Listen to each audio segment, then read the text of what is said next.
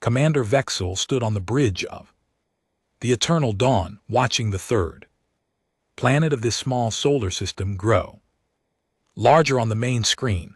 The blue and green world looked peaceful from this distance, too peaceful. After 17 successful conquests, he had learned to read the signs of primitive civilizations. This one seemed almost perfect. Status report, he commanded. His deep voice, 62 ships in formation. Sir, replied his communications officer. All systems operational. The fleet is ready for standard colonization procedures. Vexel nodded. Standard procedure had worked perfectly on 17 worlds. Send the ultimatum. Wait for surrender. Process the natives. A strip the planet of resources. Move on to the next target. The Zephyrian Empire had grown strong using this simple method. Begin scanning the planet. I want to know everything about these creatures, called humans, far below on Earth. Admiral Jack Morrison sat in his command chair deep beneath the mountains of Colorado. The North American defense grid hummed quietly around him. Banks of computers showed the alien fleet approaching. Stacks to 2 ships, more than they had hoped for, but not more than they had planned for. Sir, the alien fleet has entered scanning range, reported Lieutenant Kate Williams from her station. They're conducting deep surface scans. Morrison smiled grimly. Let them look. Make sure they see exactly what we want them to see. The aliens would find cities full of people. They would find armies with primitive weapons. They would find a world that looked helpless and unprepared. It would find exactly what humanity had spent 70 years preparing them to find. Any word from the other defense grids? Morrison asked. Europe, Asia, and Australia all report ready. Status: the Pacific Fleet is in position. All stealth assets are dark and waiting. Morrison nodded. Everything was proceeding according to plan, a plan that had been in motion since 1947, when the first crashed alien scout ship had been recovered in New Mexico. The world thought it was a weather balloon. The truth was much more interesting. Dr. Lisa Kane walked quickly through the corridors of the Xenobiology Division in Washington, D.C. Her team had been working around the clock since the alien fleet appeared, not to prepare defenses, but to finalize the trap they had been building for decades. Dr. Kane, we have the final communication. Intercept, said her assistant, Dr. Bobby Martinez. Lisa took the tablet and read the translated messages. The aliens were discussing Earth like it was a business transaction. Population estimates, resource calculations, processing timelines. They had done this so many times before that they had turned Conquest into a routine. They're planning to relocate the entire population to labor camps, Lisa said. Standard procedure for them. You've done this 17 times before. What about resistance? Bobby asked. According to their files, most species give up after the first demonstration of force. The ones that don't are simply eliminated. They set down the tablet. They have no idea what they're walking into.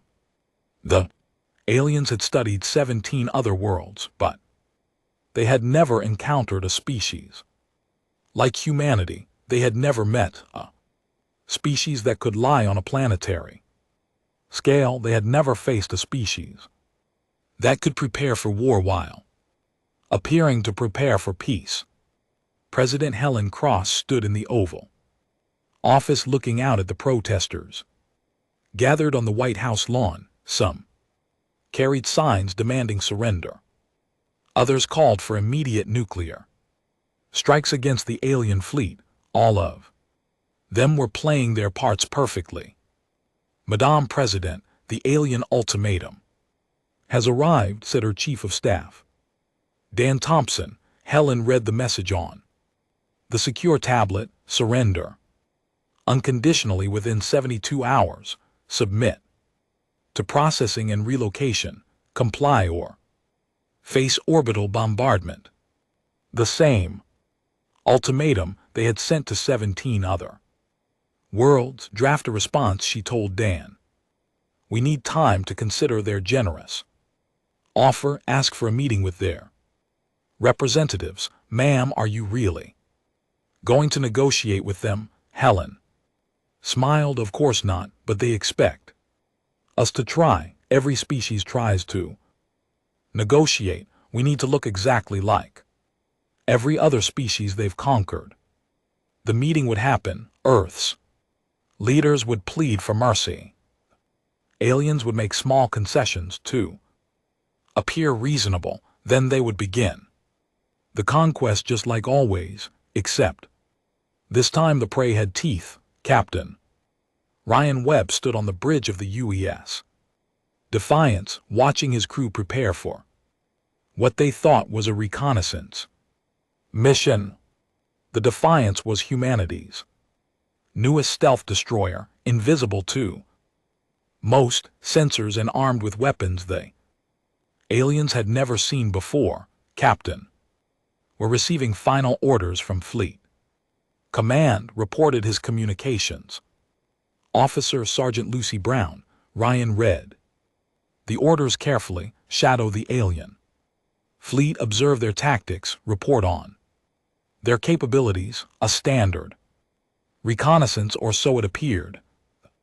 Real orders were written in code that only he could read. "Set course for the alien fleet," he commanded. "Engage stealth systems. We're going to get a close look at our visitors." The Defiance moved silently through space, its advanced engines producing no detectable signature. Ryan's crew believed they were gathering intelligence.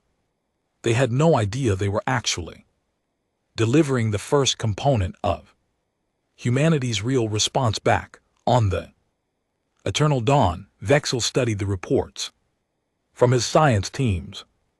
The humans had primitive nuclear weapons, but nothing that could threaten his fleet. Their space program was limited to a few small stations and mining operations. Their military used chemical propulsion and metal projectiles. They were exactly what they appeared to be. "Sir, we're receiving a response from the planet," announced his communications officer. Vexel read the human message. They were asking for negotiations. They wanted to discuss terms. They were begging for mercy, just like every other species before them. "Send our standard response," he ordered. "We'll meet with their representatives in 48 hours. One ship may approach our fleet." It was always the same. The primitives would send their leaders to plead for their people. Leaders would offer resources, technology, even slavery in exchange for being allowed to live. Then they would accept the inevitable and surrender. After that, processing would begin. Colonel Amy Rodriguez sat in the briefing room beneath the Pentagon, listening to her final mission orders. She would lead the negotiation team to the alien ship. She would appear to surrender on behalf of all humanity. She would do everything possible to look defeated and helpless. "Remember," said the briefing officer, "you are not just negotiating, you are gathering intelligence. Every detail about their ship, their technology, their psychology. Everything you learn will be used against them." Amy nodded. She had trained for this mission. For 20 years, she spoke for Earth languages and had memorized every detail of human culture that might interest the aliens. She knew how to appear weak, while actually being strong. She knew how to surrender while secretly attacking. What about the rest of the team, she asked. And GT hand-picked volunteers. Each one has spent decades preparing for this moment. They know the risks. Amy understood. This was not a negotiation. This was the opening move in a war that had been planned for 70 years. Aliens thought they were conquering a primitive world. They had no idea they were walking into the most sophisticated trap in human history. The 72-hour countdown began. To the aliens it was simply standard procedure. To humanity, it was the final phase of the longest military operation in human history. Soon the hunters would discover they had become the hunted. The Eternal Dawn continued its approach to Earth, carrying 62 ships full of confident predators toward a world that had been waiting for them to arrive. Blue and green planet below looked peaceful and helpless, but appearances, as the Zephyrians were about to learn, could be very deceiving. Indeed, the meeting took place exactly 48 hours after the alien ultimatum. And GT, Colonel Amy Rodriguez sat in the shuttle as it approached the massive alien mothership. Around her, 5 other officers maintained perfect composure. To any observer, they looked like defeated military leaders going to surrender their world. Remember the plan, Amy whispered to her team. We frightened, we are desperate, we'll do anything to save our people. The shuttle docked with the alien ship with a metallic clang that echoed through the hole. Amy stepped out first, followed by her team. The aliens were waiting for them. They looked exactly like the intelligence reports had described. Tall, gray-skinned, with large dark eyes and thin limbs, they moved with the confidence of a species that had never lost a war. I am General Koravel, announced the lead alien. You will follow standard processing procedures. Amy bowed her head. General, I am Colonel Rodriguez, come seeking mercy for our people. Coral made a sound that might have been laughter. Mercy is not part of our procedures. You will provide us with complete information about your planet's resources and population centers. Then your people will be relocated to appropriate facilities. What kind of facilities? Amy asked, playing her role perfectly. Labor camps. Species will work to extract resources from your planet. Those who work well will be fed. Those who do not will be eliminated. Amy felt anger rise in her chest, but she kept her face neutral. And if we refuse, then we will demonstrate our weapons on your largest cities. After that, you will cooperate. The aliens led them through the ship's corridors. Amy memorized every detail. The layout of the passages, the location of critical systems, the number of guards. Everything she saw would be transmitted back to Earth through the microscopic devices hidden in her clothing. Down on Earth's surface, the aliens had begun their colonization procedures. Massive ships descended from orbit and established processing centers in major cities. Dr. Peter Clark stood in what used to be Central Park in New York City watching the aliens set up their equipment. Dr. Clark said, an alien technician, through a translation device, you'll assist us in cataloging this planet's biological resources. Peter nodded eagerly. Of course, I want to help. I want my people to survive. The alien seemed satisfied with this response. Peter had spent months learning how to appear cooperative while secretly undermining. Everything the aliens did, every sample he gave them was carefully chosen. Every piece of information he provided was designed to lead them away from humanity's real assets. These are the primary food sources for your species, Peter explained, showing the alien a collection of plants, and these are the locations of the largest agricultural centers. The alien recorded everything carefully. It had no way of knowing that Peter was actually showing them decoy farms and modified plants that would poison any alien who tried to eat them. The real agricultural centers were hidden underground, protected by systems the aliens couldn't detect. Meanwhile, Lieutenant Commander Steve Parker was making his third supply run to the alien processing station in what used to be Los Angeles. His cargo ship was filled with food and medical supplies for the human prisoners. At least that's what the aliens thought. Cargo manifest. Checks out, said the alien guard as Steve's ship docked. Proceed to unloading Base 7. Steve nodded and guided his ship to the designated area. The aliens had established a routine. Human ships brought supplies. Human workers unloaded the cargo. The aliens supervised from a distance, confident in their control of the situation. What they didn't know was that every supply run carried more than food and medicine. Hidden in false compartments were components for weapon systems. Disguised as medical equipment were communication devices.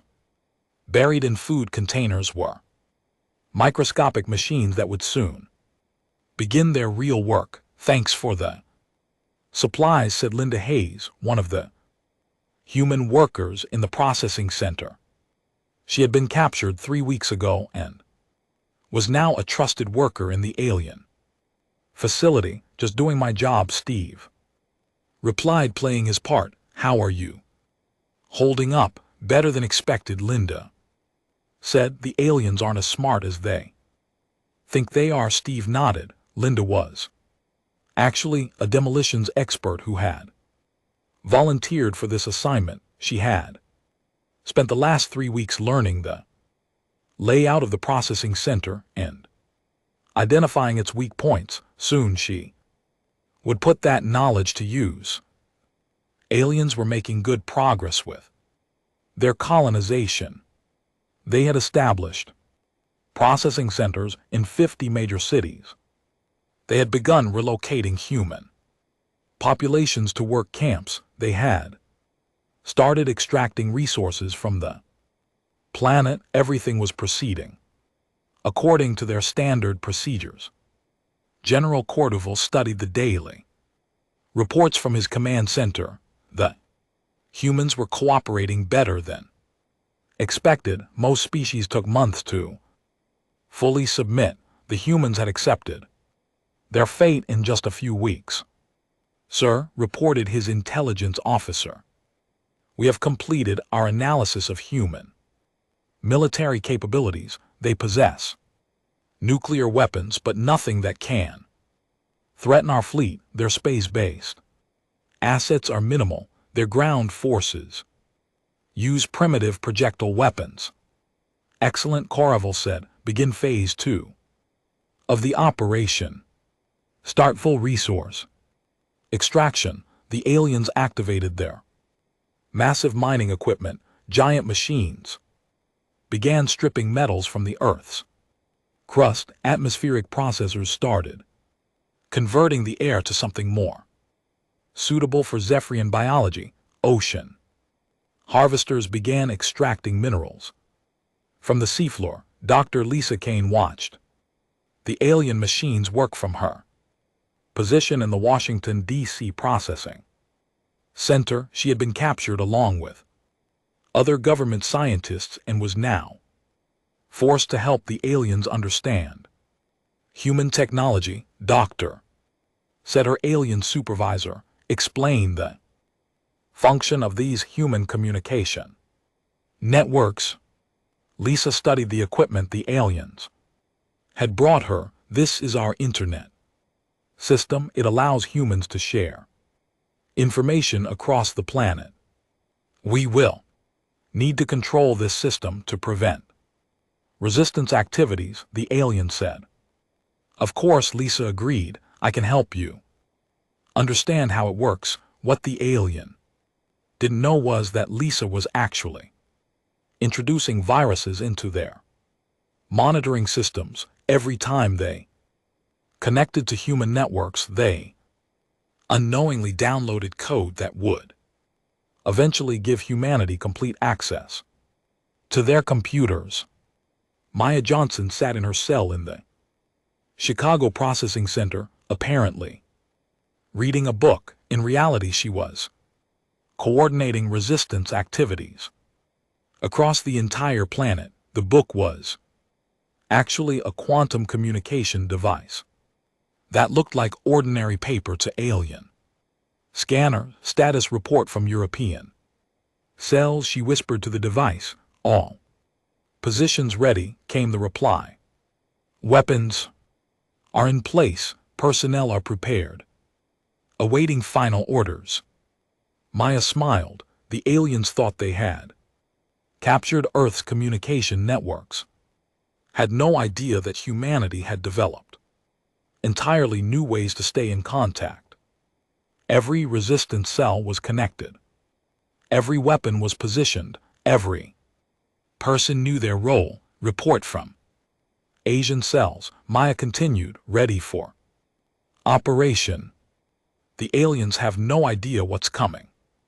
The reports were the same from every continent. Humanity was ready. The trap was set. The aliens had walked into exactly the position humanity wanted them in. Captain Ryan Webb watched the alien fleet from his position aboard the Invisible Defiance. His crew had spent weeks observing the aliens, learning their patterns, mapping their defenses.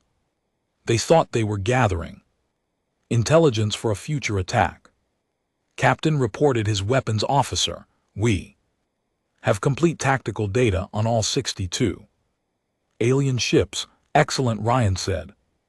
Continue monitoring. What his crew didn't know was that Ryan had been doing more than just watching.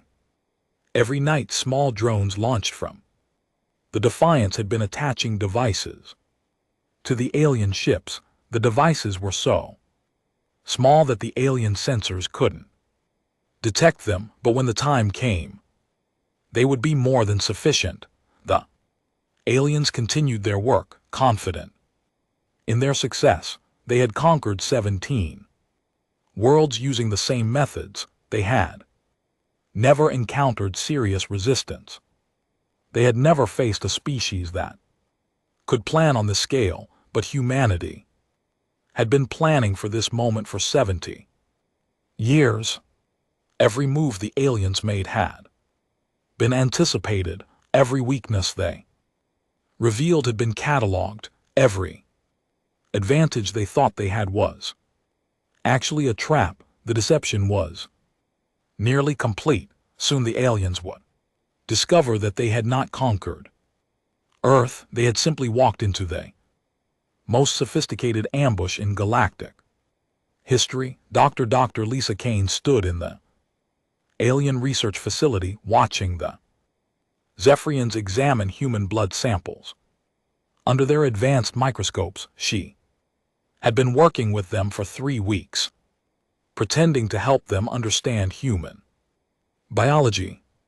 What they found today would change everything. Dr. Kane said, the lead alien scientist. Vexener, these results are most unusual. Lisa moved closer to the display screen. What do you mean? Your species has genetic markers we have never encountered before. Your DNA contains sequences that should not exist in a naturally evolved species.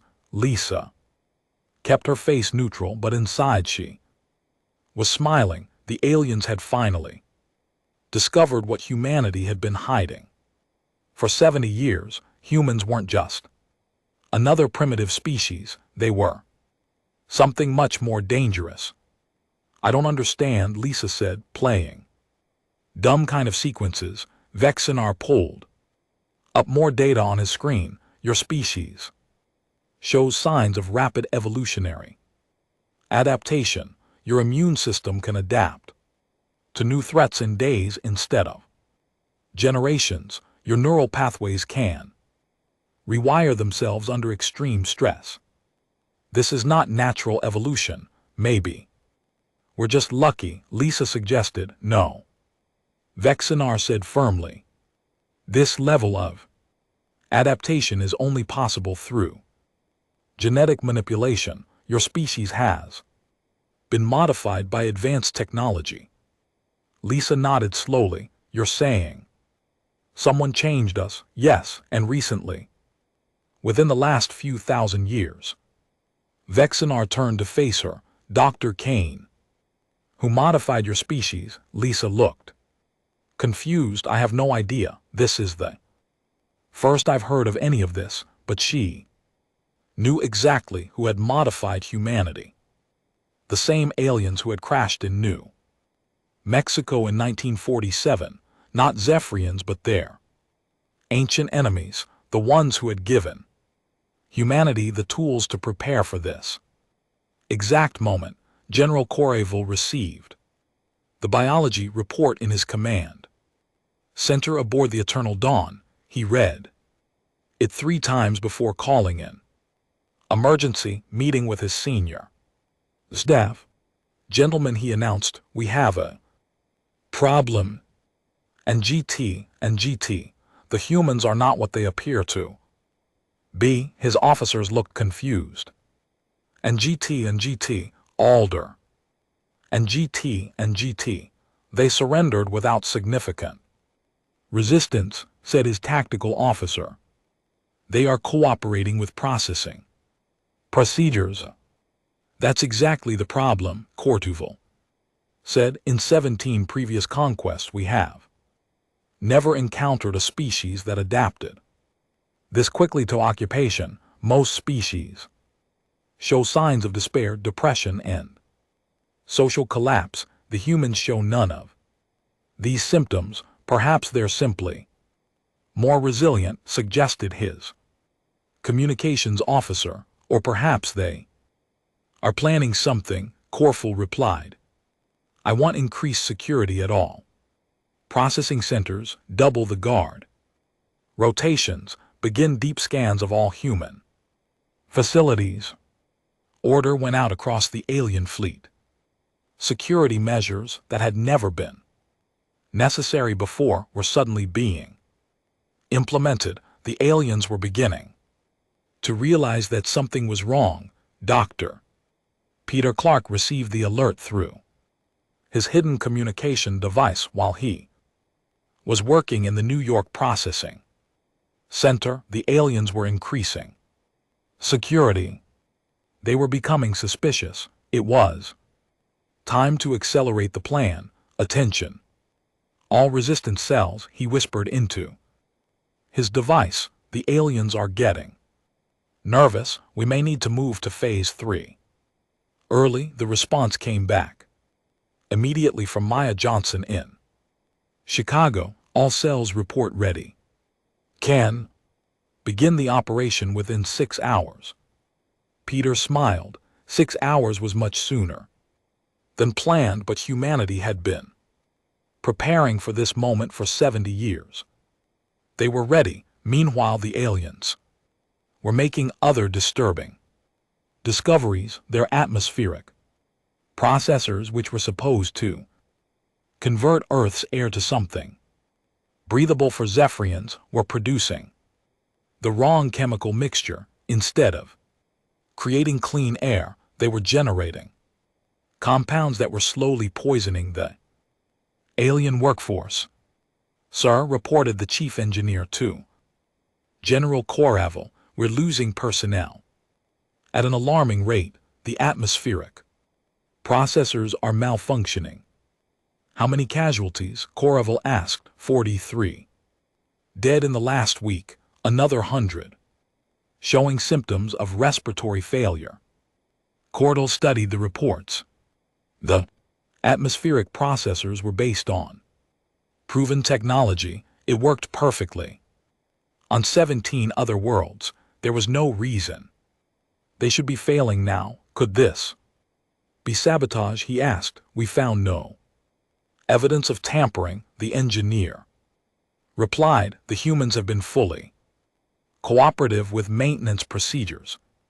But Dr. Peter Clark had been more than cooperative. He had been helpful every time the aliens asked for assistance with their equipment. He had eagerly provided it.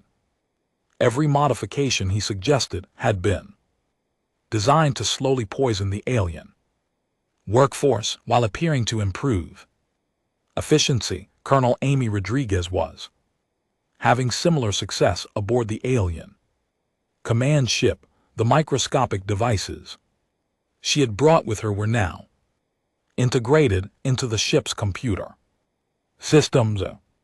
Every day she provided the aliens with more information about human society, and every day more of their systems came under human control. Colonel Rodriguez said General Cordell during one of their daily briefings, we need updated population data for the southern continents. Of course, General Amy replied, I'll have my people prepare the information. The information Amy provided was carefully crafted. It showed human population centers where the aliens expected to find them. It identified resource deposits that would keep the aliens busy for months. And it painted a picture of a world that was exactly what the aliens wanted to see, but the real human population was hidden in underground facilities that the aliens couldn't detect. The real resource extraction was happening in locations the aliens didn't know existed, and the real military forces were positioned in places the aliens would never think to look. Lieutenant Commander Steve Parker was making his daily supply run to the Los Angeles processing center when he noticed increased alien security, more guards at the checkpoints, more detailed inspections of cargo. The aliens were definitely getting nervous. Cargo inspection will take longer today, announced the alien guard. New security protocols. Steve nodded patiently. No problem, I understand you have to be careful. The aliens searched his ship thoroughly, but they found nothing suspicious. They couldn't detect the microscopic weapons hidden in the medical supplies. They couldn't identify the communication devices disguised as food containers. They couldn't recognize the explosive compounds that had been chemically bonded to harmless materials. Everything appears to be in order, the guard finally announced. You may proceed. Steve guided his ship to the unloading area where Linda Hayes was waiting with her work crew. She had been working in the processing center for 4 weeks now, and the aliens trusted her completely. How are the new security measures affecting operations? Steve asked, quietly, making things more difficult. Linda replied, but not impossible. We're still on schedule. Linda had used her time in the processing center wisely. She had identified every critical system in the facility. She had mapped every escape route. She had even convinced some of the alien guards to consider her a friend. What the aliens didn't know was that Linda's medical condition that required daily medication was actually a cover story. The pills she took every day contained microscopic transmitters that were now spread throughout the alien facility. When the Time came, those transmitters would guide precision strikes that would destroy the entire complex. Captain Ryan Webb watched the alien fleet from his position aboard the invisible Defiance. His crew had noticed the increased security measures, but they assumed it was just normal military caution. Captain reported his sensor officer. The aliens are running more frequent patrols. They're scanning for ships that might be hiding in the asteroid belt. Interesting, Ryan said. They're getting paranoid. What his crew didn't know was that Ryan had been expecting this development. The microscopic devices his drones had attached to the alien ships had been programmed to activate if the aliens began intensive security sweeps. Those devices were now slowly corrupting the alien sensor systems, making them see threats that didn't exist while missing the real dangers. Admiral Jack Morrison sat in his command center and GT, watching reports come in from around the world. The aliens were increasing security everywhere. They were becoming suspicious of human cooperation. They were starting to realize that something was very wrong. Sir, reported Lieutenant Kate Williams, we're receiving the activation codes from all resistance cells. Everyone is ready to proceed. Morrison nodded. The moment they had all been waiting for was finally arriving. 70 years of planning were about to pay off. Send the message, he ordered. Tell all cells to prepare for operation start. We begin in 12 hours. The message went out through quantum communication channels that the aliens couldn't detect. Within minutes, every human on Earth knew that the waiting was over. The greatest deception in human history was about to be revealed. The aliens thought they had conquered Earth. They were about to discover that they had simply walked into the most sophisticated trap ever constructed. Hunters were about to become the hunted. The countdown reached 0 at exactly midnight Greenwich Mean Time. Admiral Jack Morrison pressed the activation button in his command center, sending the signal that would change everything. Around the world, 70 years of preparation came to life in a single moment. All systems activated, reported Lieutenant Kate Williams. The masquerade is over. Morrison watched his screens as hidden installations across the planet revealed themselves. What the aliens had thought were power plants suddenly showed their true nature as massive electromagnetic pulse generators, mining facilities that had operated for decades opened up to reveal particle beam weapons. Industrial complexes transformed into orbital defense platforms. Sir, we're receiving confirmation from all continental grids, Kate announced. Europe, Asia, Africa, Australia, and South America all report full activation. Morrison nodded grimly. Send the message to all human personnel. Operation Payback has begun. The first sign of trouble came to the aliens when their communications went dead. Every satellite they had deployed around Earth suddenly stopped responding. Their orbital platforms went dark. Fleet found itself cut off from ground operations. Sir, we've lost contact with all surface facilities, reported the communications officer on the Eternal Dawn. General Coravel stood frozen for a moment. In 17 Conquest's communications had never failed completely. Switch to backup frequencies. Use emergency protocols. Sir, the backup systems are also down. We're receiving massive electromagnetic interference from the planet's surface. Down on Earth, the electromagnetic pulse generators were doing their job. perfectly the aliens' communication. Systems designed for normal space. Operations couldn't handle the coordinated interference from an entire planet. Colonel Amy Rodriguez felt the ship shudder round her as the Eternal Dawn systems began to malfunction. The microscopic devices she had been planting for weeks were finally activating. Every computer system on the ship was being corrupted from within. What's happening? She asked General Koruval, maintaining her act of confusion. System malfunction, Koruval replied, but his voice showed uncertainty.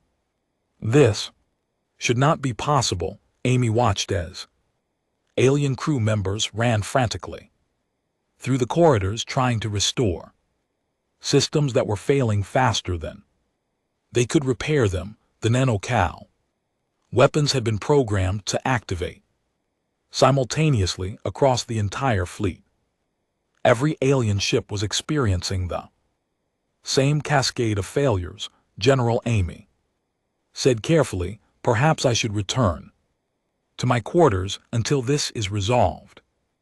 No, Citavel said firmly, you will remain here. We may need information about human technology. Amy nodded obediently, but inside she was counting down the minutes until the next phase began. The aliens were about to discover that human technology was far more advanced than they had ever imagined. In the Los Angeles Processing Center, Linda Hayes was putting on her normal work clothes when the lights went out.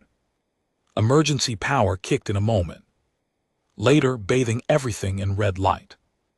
Around her, alien guards were shouting orders in their own language. What's happening? Asked another human worker, playing his role perfectly. I don't know, Linda replied.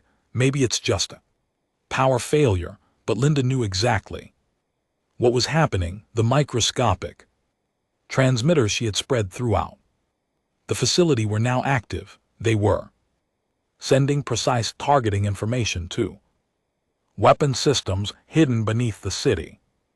In 15 minutes, those weapons would fire. All humans return to your quarters immediately, announced an alien guard. This is a security alert.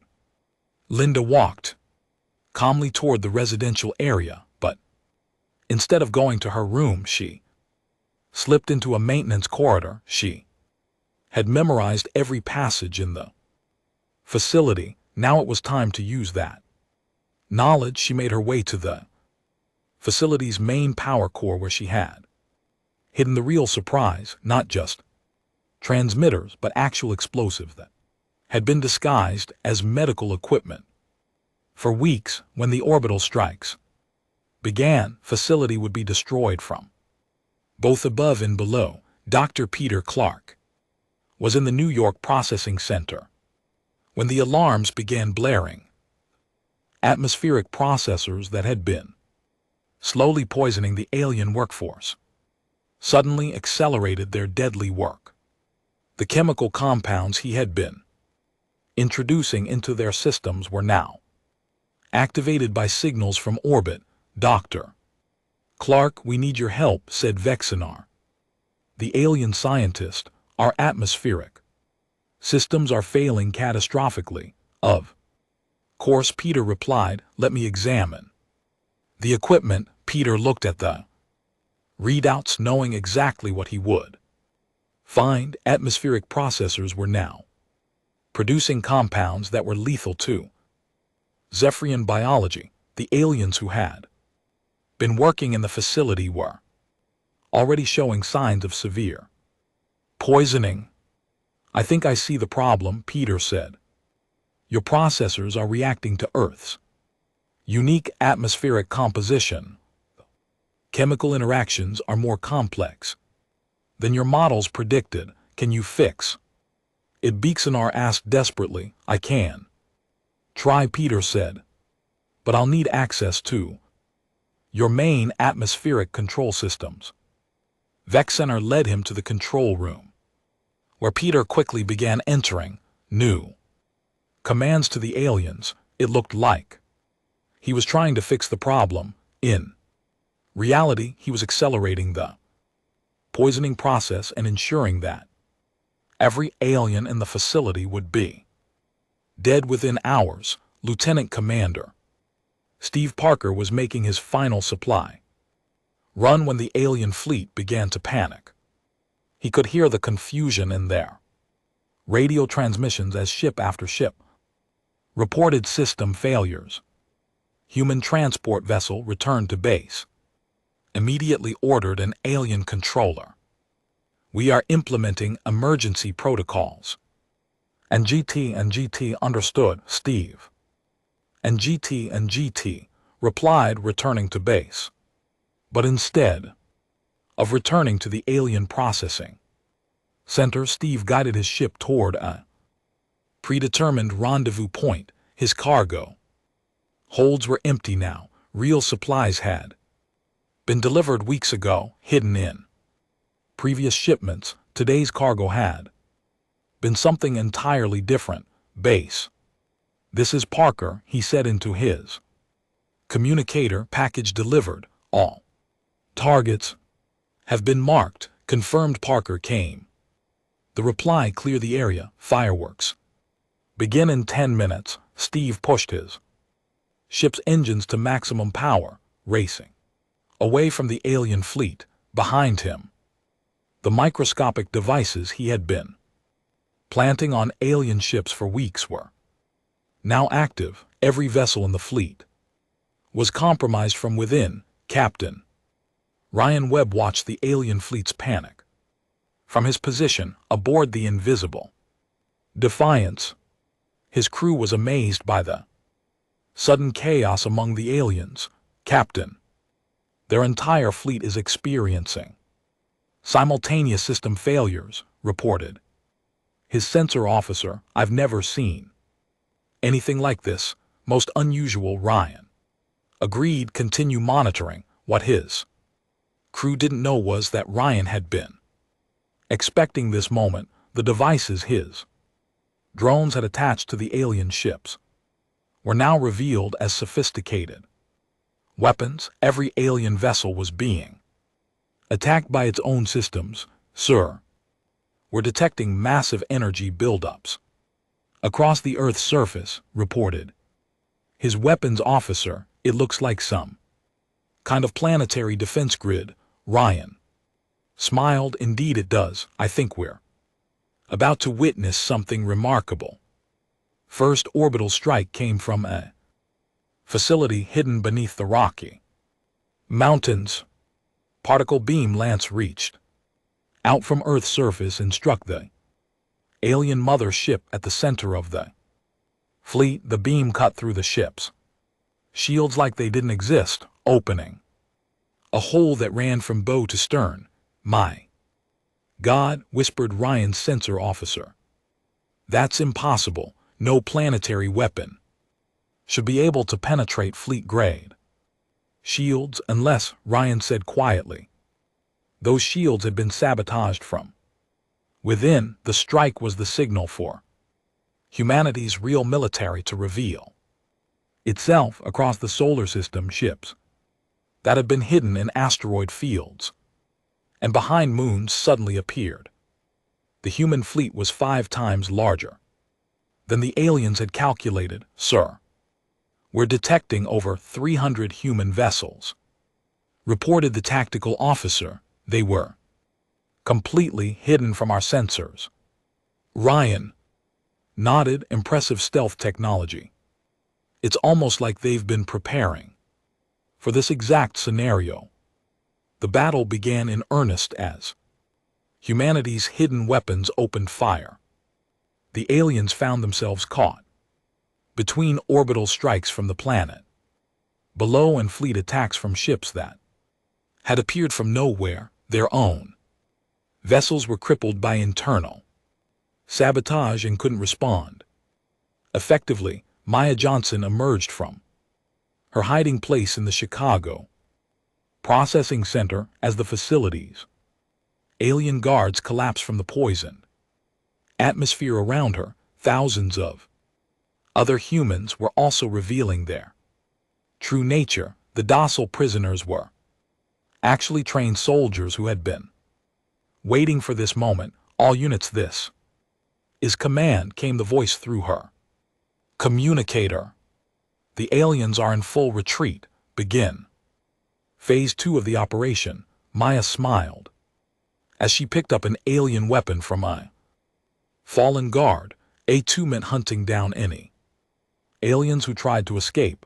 After 17 conquered worlds, the Zephyrians were finally going to learn what it felt like to be the prey. The counterattack had begun. Humanity's 70-year deception was complete. The aliens had come expecting to conquer a primitive world, but they had instead walked into the most sophisticated trap in galactic history. General Coravel stood on the bridge of the dying Eternal Dawn, watching his fleet burn around him. Half of his ships were already destroyed, the other half were crippled and drifting helplessly through space. In 30 years of military service, he had never seen such a complete disaster. "Sir, we've lost contact with 41 ships," reported his communications officer. "The remaining vessels are requesting permission to retreat." "Retreat where?" Karlov demanded. "Our hyperspace engines are offline. Our weapons are dead. These humans have turned our own technology against us." Through the main view screen, he could see Earth glowing with the light of 1,000 weapon imp placements. The planet that had seemed so peaceful and defenseless was revealed as the most a heavily fortified world he had ever encountered. "Sir, we're receiving a transmission from the planet," the communications officer announced. "Put it through."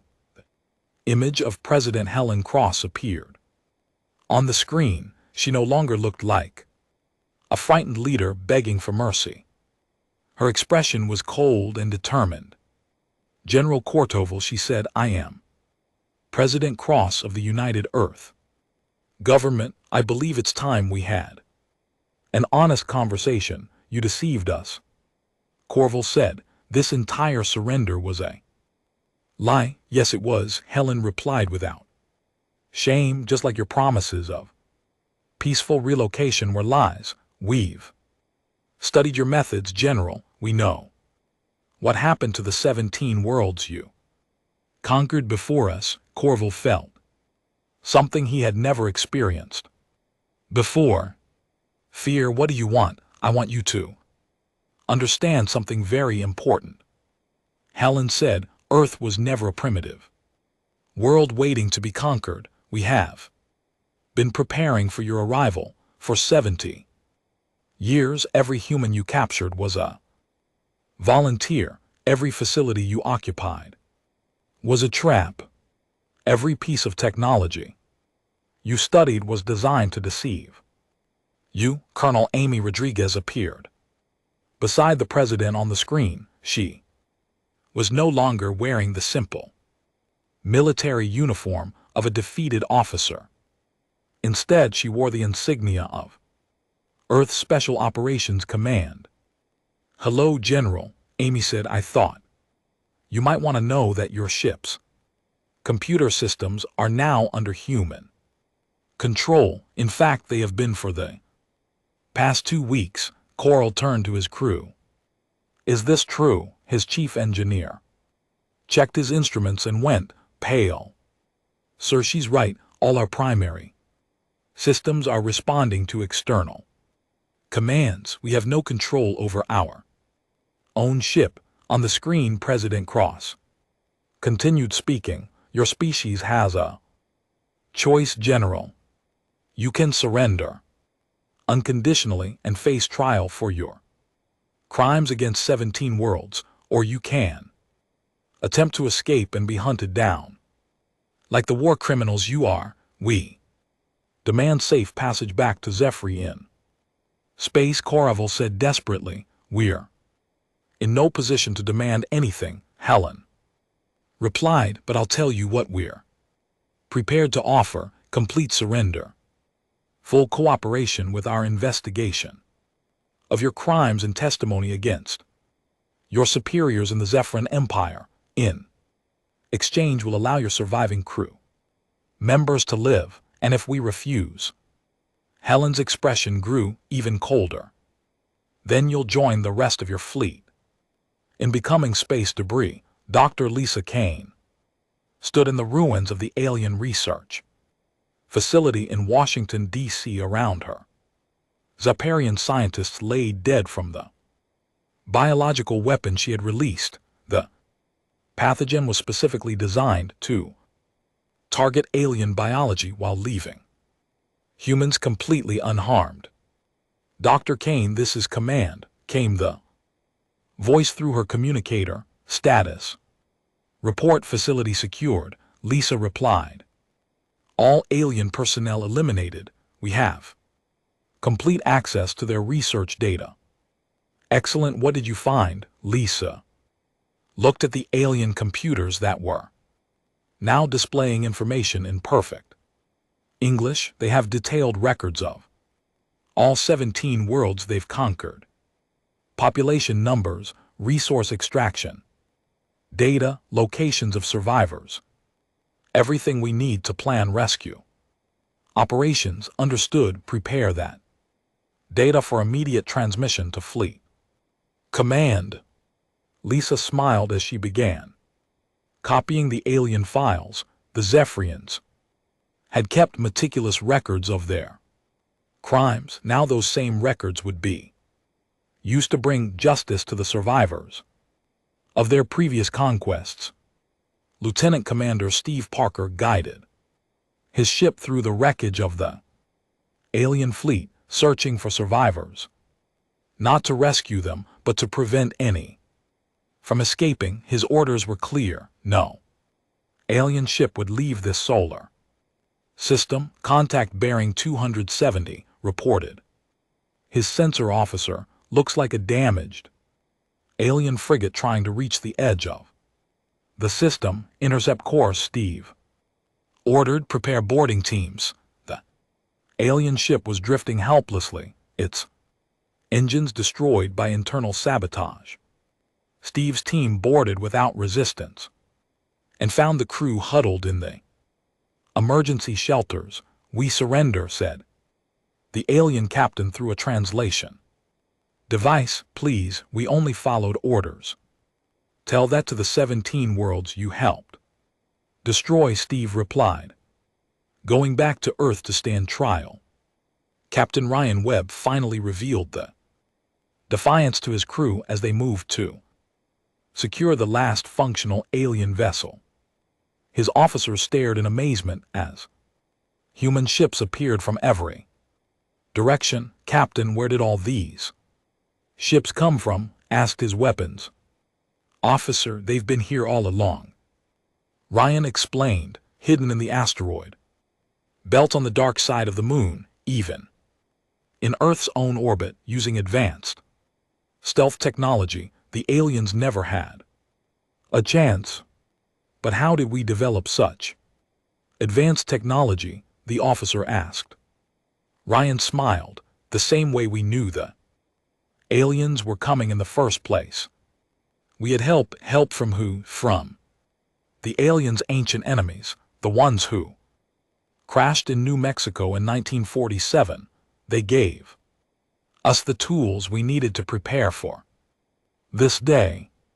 Maya Johnson stood in the center of Chicago, watching the last alien processing center burn. Around her, thousands of humans who had pretended to be prisoners were now revealing their true identities as soldiers, scientists, and intelligence operatives. All processing centers have been secured, she reported to command. Total alien casualties are estimated at 100%. Confirmed, Maya. Excellent work. How many humans did we lose? Maya checked her reports. Fewer than 300 casualties. Across all operations, aliens never realized they were fighting trained soldiers instead of helpless civilians. Outstanding. Begin Phase 3. Start preparing the captured alien ships for our own use. Maya looked up at the sky, where the wreckage of the alien fleet was still visible as burning streaks of light. Soon those same ships would carry human crews to the 17 worlds that aliens had conquered. The hunters had become the hunted, and now it was time for justice. Admiral Jack Morrison received the final reports in his command center. The battle was over. Not a single alien ship had escaped. The entire Zephyrin invasion force had been captured or destroyed. Sir, we're receiving surrender requests from the surviving alien commanders, reported Lieutenant Kate Williams. Accept their surrenders. Morrison ordered, prepare secure facilities for prisoner processing. We have a lot of questions to ask them. What about the Zephyrin Empire, sir?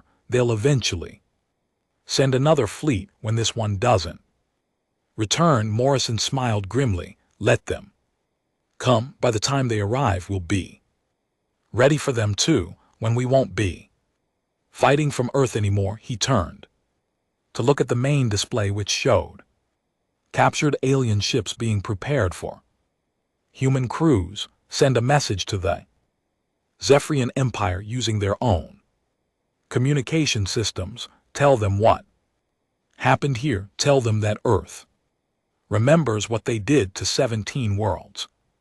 Tell them that humanity is coming. President Helen Cross addressed the world from the Oval Office 12 hours after the battle ended. Behind her, through the window, people could see the lights of celebration in the streets. My fellow humans, she began, today we have won the greatest victory in our species history. Alien invasion force that came to enslave our world has been completely destroyed. Not a single enemy ship escaped. She paused to let the cheers from outside die down. But our work is not finished. We have learned that these aliens have conquered 17 other worlds before ours. Billions of innocent beings are enslaved in their empire. We cannot stand by and allow this to continue. Therefore, I am announcing the formation of the Human Liberation Fleet using captured alien technology and our own advanced systems. We will carry the fight to the Zeporian Empire. We will free every world they have conquered. We will bring justice to every war criminal in their government.